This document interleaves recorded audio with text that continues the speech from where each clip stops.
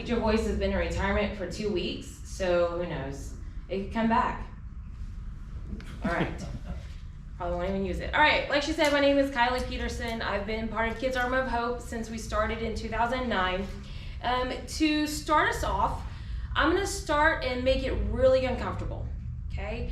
If you know anything about children and Kids Arm of Hope, we service children that have been abused. Abuse is not fun to talk about, but I'm gonna make it really uncomfortable for a while. You've all heard stories about child abuse, and I want you to think of one.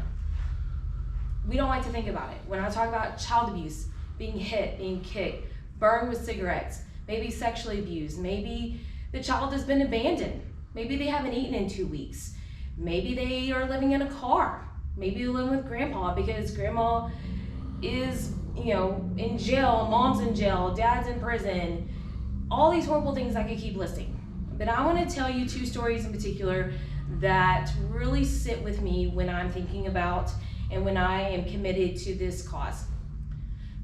People.com has a little criminal section on their website. And there was an article that came out of California, and these cops went into the room, were going in there for a CPS call, and they brought out this little boy. He's about 5 or 6 years old, and they said, "Hey, what's your name?" And the little kid said, "My name is Idiot." They said, no, what's your name?" He's like, "My name is Idiot." The kid didn't even know his real name because that's all he'd been called. And this 5-year-old little boy thinking his name was Idiot.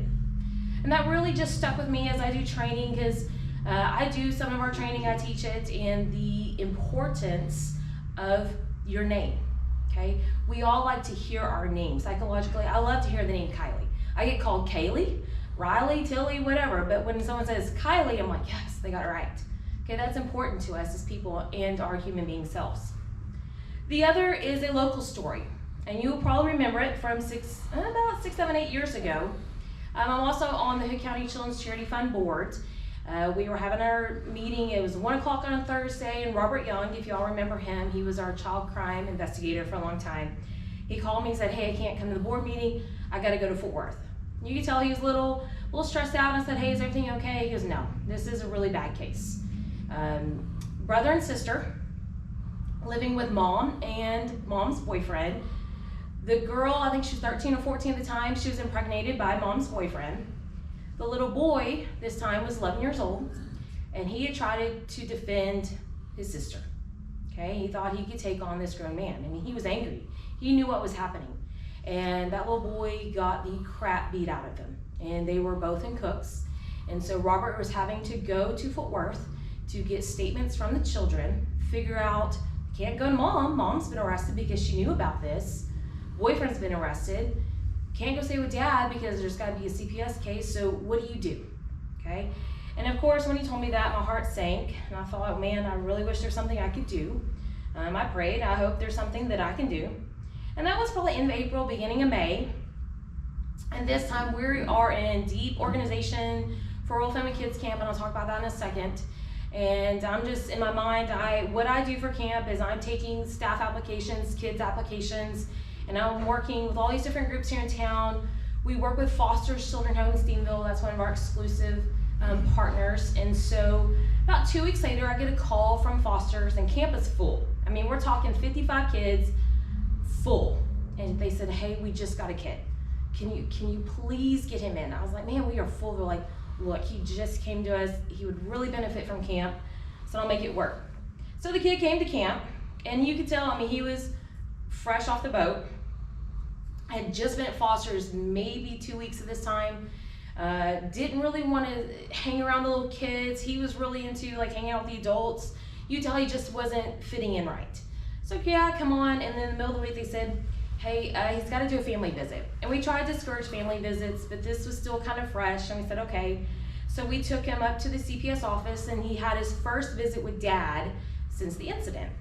So he comes back, and he's just not himself. And we typically see this. And he's not rambunctious, he's just off. And we have all those days that we are just off. And finally, I was like, "Hey, like, you just want to take a little break and, not play with the kids?" He's like, "Yeah, I just want to sit in the golf cart." That's fine. So he comes back later, and he said, "Miss Kylee, you know why I got beat, right?" And I was like, I I don't know why, I don't know, I'm sorry it happened. And we try to change it and try okay, we're getting a little deep, let's kind of move forward to something else. And he goes, no, the reason why I got beat is because Jesus let it happen because he knew I needed to get out of this house. And I was like, well, I'm gonna go take a moment. So I had to go take a moment. That was a very public child abuse case. It was in the newspaper. Boyfriend, mom, both went to prison. Mom was an educator in Grammar ISD. And I think of that little kid a lot. I have his handprint. He painted it and put it on a piece of paper, and I have it in my house to remind myself why I do what I do. Because it gets heavy. You don't want to talk about child abuse. I hope I've kind of made you uncomfortable. I hope some of you may know about the case I talked about, because it happens every day in Hood County. We're not exempt from child abuse. Just because we give to these events, we volunteer, doesn't make it stop. So that's what Kids Armor of Hope, that's what we do, is we provide hope. So a little bit about Kids Armor of Hope. We started in 2009. It kind of was a spin-off from the Granbury Church of Christ. In 2001, the Granbury Church of Christ franchised the Rural Family Kids Camp. Rural Family Kids Camp is based out of California, started in 1984 by Wayne and Diane Tesh. And same thing, a child abuse case came through their church. He was a youth minister there. They said, we've got to do something. So he created this camp, and they're all over the country, and our church franchised the camp down in Granbury. We hosted our first camp in Glen Rose, okay? And then we had like 21 kids that year, and we started growing outside the church. Like, it was just too big, the funding it requires, the volunteers it requires, and so in 2009, we formed Kids Armor of Hope. You probably know Mark Hackney, Jeff Jeffries, myself, Rob Christian, and some others. We formed, and then that way we could take in donations and kind of operate outside of the umbrella of the church. So we are now in our 22nd year. This is actually my 21st. I started when I was 18. I became a camp counselor, and then about 10 years later I became a camp director, and so that's what I do, is I go around and I get people to come, recruit, hopefully maybe raise some money, but really tell the story of our kids. That is the hardest part. So Rural Family Kids Camp, just to give you a little idea, how many of you ever went to summer camp?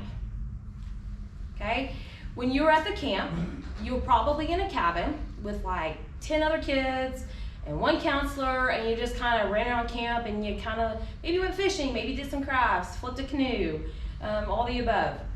Our camp is designed for 6 to 11 years old, and our ratio is 1 counselor per 2 campers, and then you're partnered with another camper counselor duo, okay? We are really big on one-on-one attention. Again, that name, saying their name, and really being involved with the child and making them feel like they are a person, okay? A lot of times they are coming to our camp, they're in a foster care, they're in a foster home, they may be living with grandma or whatever the situation may be, okay? Maybe they are the one taking care of their little siblings. They're 9 years old and they're taking care of a 5-year-old, a 4-year-old. Maybe they are living with mom and it's just not a great situation. We've had all these unique situations. So they get to come to camp and they get to be a kid for a week. So they meet us at the Church of Christ, we check them in, we're playing songs, and most of these kids are like, what the heck am I signed up for? They're like, these people are way too happy. They're singing, nah. We've had kids go hide underneath cars. We've had kids hide in the bathroom. They are not coming out. And they're like, these people are weird. And so we finally coaxed them. They're like, you're still weird.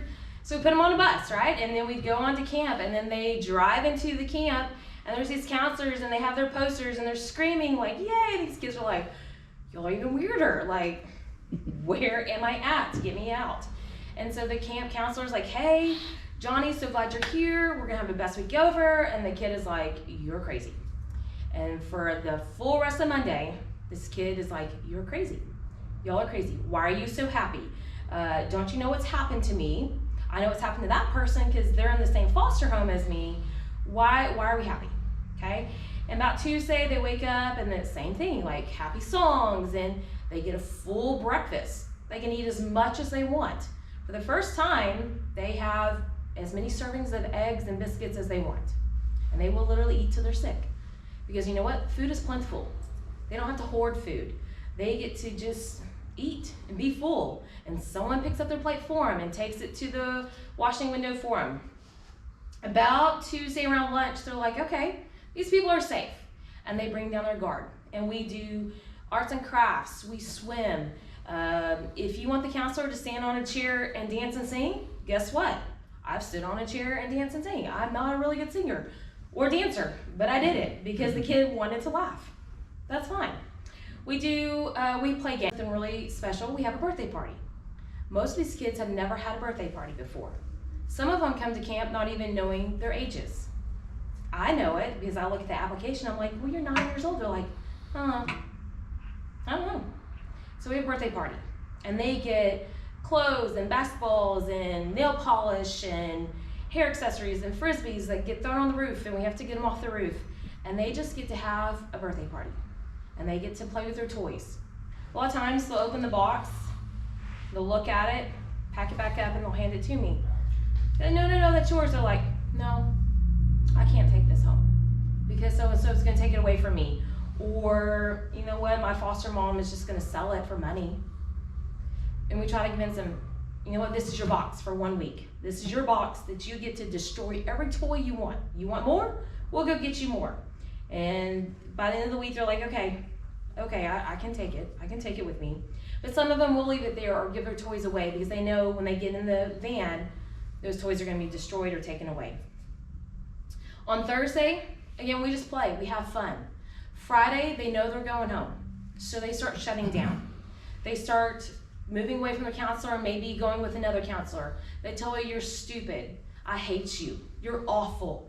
Don't you know who you are? Don't you know you're just letting me back into this home? It's a rough day for counselors. It's a rough day. But by the end, when we come back to the church, we do a slideshow. They get an album of pictures. Most of these kids don't have pictures of themselves. They don't have baby pictures because, again, either no one took them or they're not where they are from. They're not from their origin. So they get an album of their pictures of them diving off the pool, arts and crafts, being goofy, them and their counselors, them and the fishermen. They get to just have fun, and they get to take their photo albums with you. They also get a blanket. And most of them, even after they've grown, they will still tell us, I have my blanket from camp. Because blanket is security, and that's something that they get to take with them from foster home to foster home to foster home. They have their crafts. Again, some of them may be destroyed. Some of them may be left at the church because the foster parent doesn't want them. It's kind of a hard time. But by the end, even though we were awful merely 2 hours ago, the kids are just crying because they don't want to leave. This was their safe place. This is the place that they got to be a kid, that they got heard their name over and over and over again. This is a place where they got hope. So we put them on the buses, on the vans. We've had to call CPS after that several times. But we just trust that after camp that they'll be taken care of, that we've planted some seeds of hope, that maybe one day we'll see them again. A lot of times we'll go to Walmart and we get tackled because, oh look, there's a camp counselor. Now that I'm at the high school, I see several of my campers, and some of them get that look when they are walking the halls a little stoned, not gonna lie. I'm like, we know better, and they'll come back and apologize. They know better. But we know what we're doing is providing hope. We know that. And it's something that it's hard, it's not easy, okay? We've had counselors come, they're like, I can never do this again. And that's okay, that is okay. There's some of this, like I said, I've been doing this 21 years. It's just something that's, I had a great childhood, okay? Some of you in here may have had great childhoods or really crappy childhoods, and I'm sorry for that. Watching my parents be educators and watching them provide hope to their students, this is just something that's important to me and to a large group of us. So there's a couple things that we need. One, I have these letters if you would love to donate, okay? We usually have a starfish dinner. We just didn't have it this year, we were out of time. But we do starfish adoption. And we write out the stories of our kids on these little note cards, and then we ask, hey, could you adopt these children to go to camp? It costs for about, we have 25 kids-ish, and then the staff, it costs us about $25,000 to take them to camp, okay? They get to come for free. We don't ask for anything. but we are providing 3 meals a day plus multiple servings per meal. We do, again, crafts. We get them clothes. A lot of them will come with a trash bag or the clothes on their back because they just got picked up out of the home the night before. They have nothing. We provide bedding, clothes. We've pulled out pillows that were black from mold. And they're like, it's my favorite pillow. I'm like, not anymore because I'm burning it. It's just a week that whatever they need, we take care of. We also need staff. This is an overnight camp, and so we need counselors, full-time counselors, to just come and be their friends, okay? If you're thinking, well, you know what, I'm 60, I can't, Gene Durant, if y'all know Gene Durant, we had to force him to stop being a full-time counselor 2 years ago.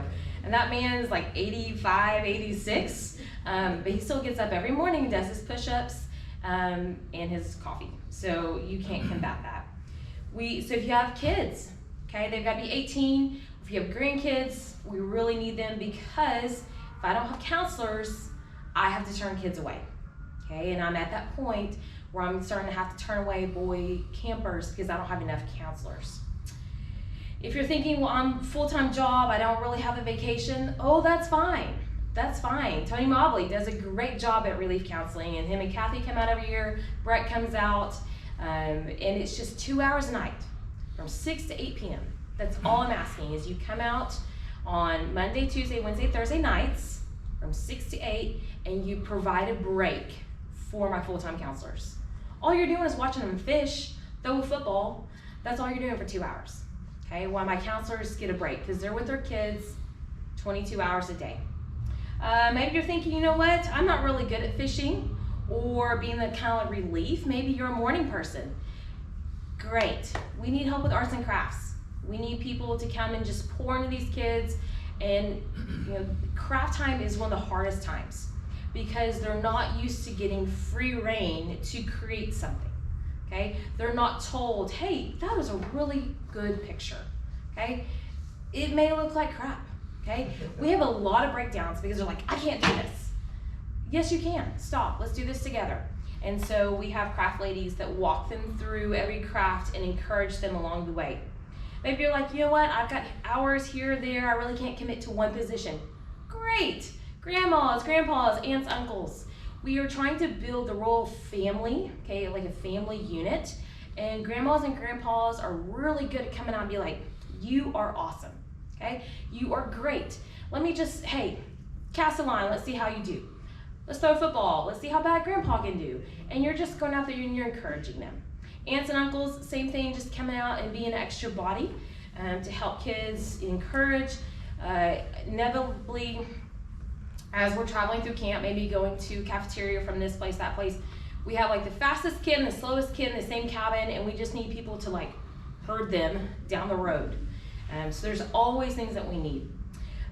So again, if you can give financially, great. If you can give your time, even better. That's what we really need.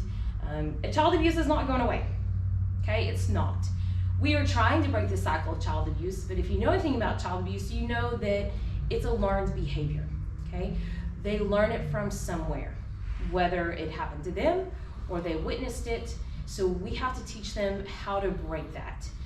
Are we doing it? Yes, we are, okay? Do we do it for every child? No, okay? That is one thing we can't always track. We can't track where kids go in the system. After camp, a lot of times we lose contact, especially if they're at Foster's home in Stephenville. They're in and out, maybe going to a placement, adoption. We do have families that we keep track. We've known the families for 20 years. And we do get to see those kids graduate from high school. We get to celebrate with them. But a lot of times we don't know where they end up, okay? And we are trusting God. We are hoping that we've planted some seed, that we've given them some hope, and that one day they'll look back at camp and say, yep, those people loved me, okay? And that is the hardest thing, is putting them in a truck, in a van. A couple years ago, I had this little girl. She was really behind in her skills, so I formed a connection with her. It was a lot of work, and I had put her in a van. It was an old Astro rusty van. The middle seat had been taken out, and then you had the back seat. And in the middle was all of his machine and tools and a rear tire, and I had about 4 kids in that van. When they shut the door, you know the little stalls that you put on a bathroom stall door? That was what locked the van. And I had to put the child in that van. It's not easy, okay? It's not easy. You're gonna go to camp and you're gonna be like, that kid is gonna tell you their story. It's not easy, okay? But what we're doing matters. And that's all that matters, is that we're providing hope. I keep saying hope, hope, hope, because it's hard, y'all. It's really, really hard. So if you can come out, great. If you can give, great. If you have questions, great. You wanna do questions? Yeah. Questions? Where is the camp? I cannot tell you that. Okay? Sorry. Our kids are wards of the state. Okay? A lot of times, just to come to camp, we have to get permission from the state to be able to take them there. Now, if you volunteer and you pass the background check, I get to disclose it. But publicly, we cannot disclose where camp is. I can tell you it's in the area. Can you tell us when it is? I sure can. It is July 31st through August 4th. So there's mandatory training on that Saturday, July 30th. That is mandated by the state. We have to do that. So if you're full-time, you have to come for the full 8 hours. If you're new, you have to come for the full 8 hours. Now 8 hours versus my 8 hours is completely different. If you are return and you're only part-time, it's a 4-hour training. Again, this is mandated by the state. So Sunday night we will go out to the camp facility, we set up, and then the kids come on Monday, and then we're done by 2 o'clock on Friday. Do you have your contact information? On here we do have Mark Hackney's contact information, our P.O. box. So if you want to send money or call Mark, if you have questions or you want to volunteer, of course, I can give you the links for the applications. I can talk to you more. I know there's some hesitancy on, is this right for me? I really want to. I would love to just talk to you and hear your concerns, hear your thoughts, because a lot of times it's hard, okay? We all have different backgrounds, and I run into that a lot of like, I want to give back, but maybe it's just not the right time for you. Or maybe I'm just gonna twist your arm and make you. I'm really good at doing that. So, whatever you need. What other questions? Do you want to share anything, those that have been at camp? Do you want to share anything? I know I'm kind of putting you on the spot. I'll share a couple of it's been a couple of years since I've been able to get out there, but kind of a funny story. One of the first years I was out there, I was fishing with a young man, and his buddy caught a fish first. And he had never been fishing before, and he was so excited he threw his rod down and he wanted to see what the fish was, feeling all that stuff. Well, all of a sudden I hear this noise. It was just like clank, clank, clank. And we turned around and this fishing rod took off into the water. And this young man, he turned around, he was scared to death because he thought he was in trouble. I burst out laughing, and you could just see the relief on his face, because I think normally where he had come from, he would have been in trouble and might even been abused at that point. And so he had a great time the rest of the week. That was kind of one funny story there. And then I know Kylie's gonna remember this name, but there was a kid named JB. And JB he liked to challenge people. And Tony, I don't know if you were out there when JB was around or not, but this is when I knew we were really making an impact on kids. And at the end of camp, and I was just a relief counselor. I was going out 2 hours a night, 3 hours a night, I was helping them fish and then helping them get to bed and things like that as well too. But at the end of the week, when my last night I was there, I told JB, I said, you better study hard and make good grades. Well, next year, I show up at camp as a relief counselor, and mind you, I'd only interacted with this kid 8 hours of his life. He ran up to me, and I had a name tag, and he goes, Mr. Brett, I passed all of my classes this year. And I thought that was something, he remembered me from the previous year, and I thought we are making an impact on that. So if you can volunteer, they need the help as well too, and even just a couple hours a day or night, it's really worth it. And actually those kids will change your life, and you'll change theirs as well too, because you'll see them change from night one, just like Kylie was talking about. You'll see them change and really become a different kid throughout the week. So, go ahead.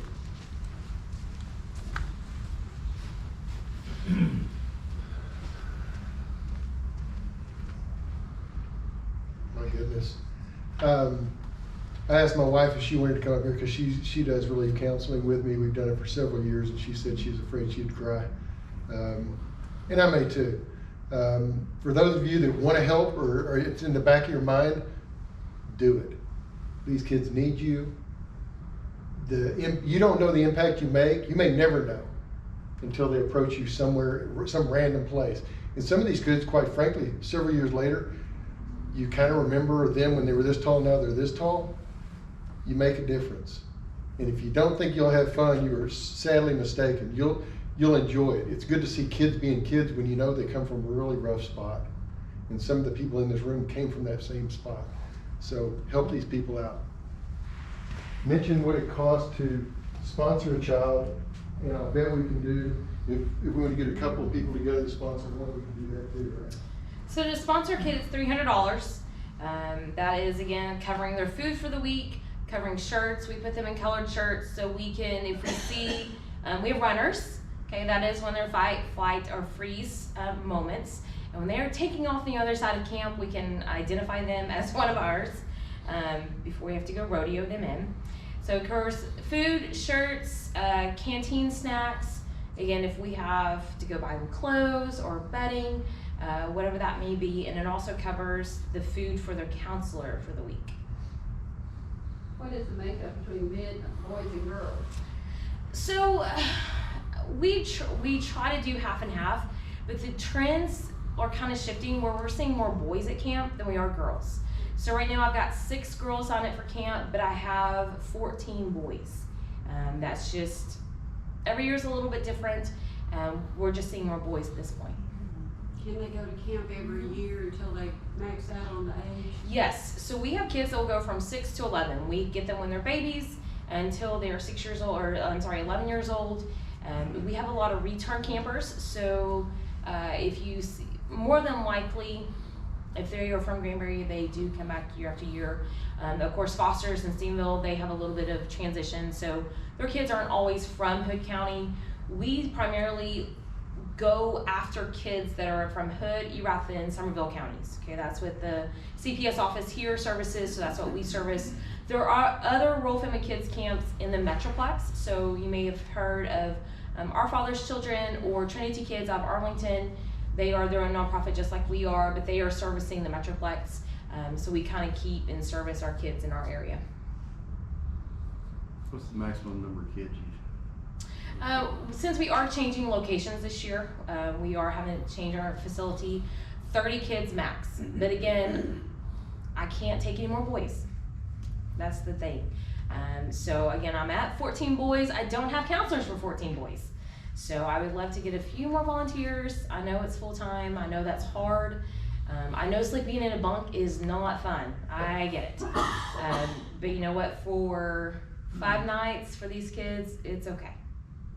It's okay. Okay. Thank you again. I'm proud I didn't cry either, but like they've each talked about, Soto. Soto is a story of the one. We all have those stories. It's the story of that one kid, and I've kind of said, you know what, this is gonna be my last year at camp. I've said that for multiple years. I can't. Okay, I've got several Sotos, like the little boy I told you about. That's why we do it. It's not for the fame, it's not for the glory, it's to provide hope. So thank you for letting me hopefully tug on your heart and hopefully get you to camp.